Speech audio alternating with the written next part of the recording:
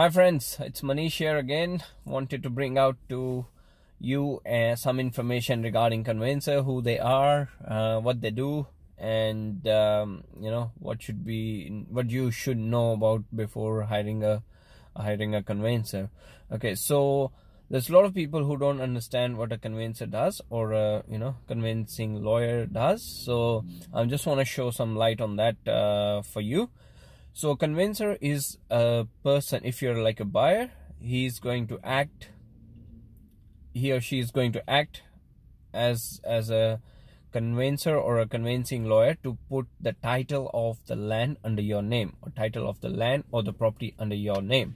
Okay, so generally both the parties, the seller who's selling the land or the house, has a conveyancer, and you as a seller, also as a buyer, also have a conveyancer. So both the conveyancers get involved once you have the deal to get put together. Someone's agreed to sell the house to you for a certain price, and then you've agreed, you sign the contracts.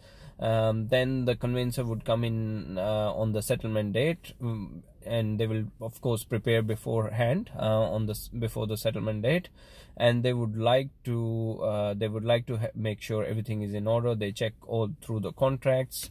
If that's what you've hired them for, they will go through all the contracts, and they will act on your behalf, basically, to make sure that you're aware of all the contract conditions.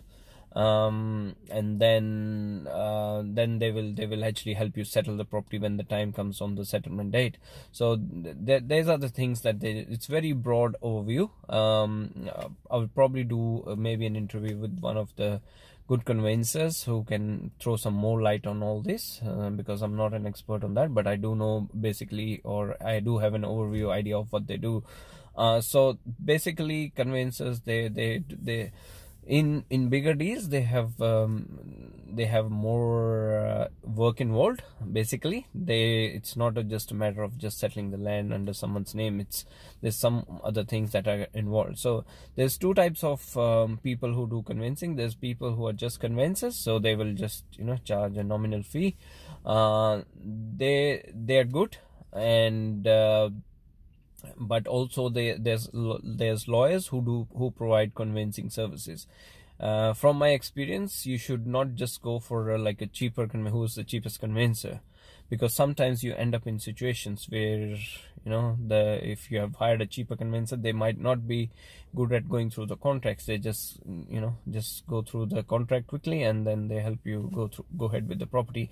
But there are certain conveyancers who will look after all the conditions in the contract. They will make you aware of all the things that can be pitfalls.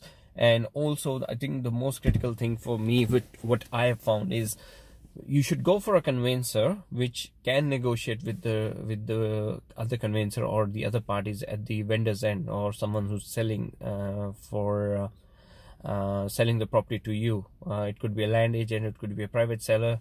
But the main thing here is, if your conveyancer is a lawyer, I think they get more. It's just the way it is. It's the lawyers, they have more negotiation, because their experience.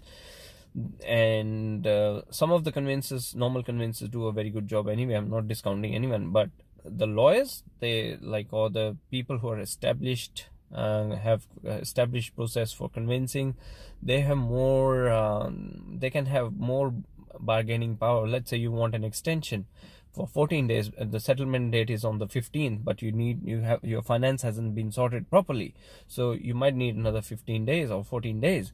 But then the land developer or the owner of the property might want to charge you penalty interest, and some of those things can get very, very tricky. Some people they hate not want to pay any penalty interest. Of course, it depends on situation to situation, but someone who's more experienced and more authoritative in their approach would be able to most likely get you penalty free days if you need an extension for some reason. So that's my recommendation. I don't always tell clients to go for the cheapest conveyancer. I want to go for quality people who are good at what they do, and then if we require them for something, they are there to help us with everything that we need to be able to do. They should be experienced, they should have They should know what they're doing. They should command some authority, because you need to have negotiations. They should be good at negotiations, so that they look after your interest and help you as much as possible if you do run into a tight situation and somehow. So that's it. That's it for from the convincing point of view. I hope you found some useful information in this video. So until next time, we'll come back to you with something else, and maybe even more informative, and we'll take it from there. All right, thank you. Until next time, have a good one.